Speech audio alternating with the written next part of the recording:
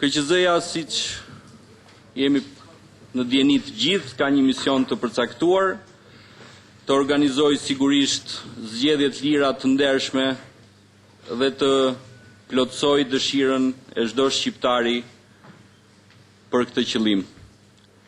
Do të duket një retorik e lodhur në thonjza, sepse është përmendur shumë kohët e fundit ky objektiv, por unë kam bindjen, të cilën e shpreh në emrin tim, po besoj dhe të kolegëve, që ne do të mundim ta realizojmë këtë objektiv të madh. Gjithmonë kam qenë e një mendimi që ligji i zbatueshëm drejt nuk krijon bllokime.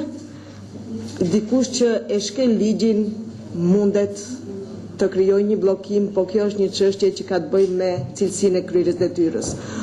Unë uroj, shpresoj që bashkë me zotin Ristani të kemi një institucion që të jap një herë fund kontestimit të zbatimit të ligjit dhe të vendimeve të KQZ-s.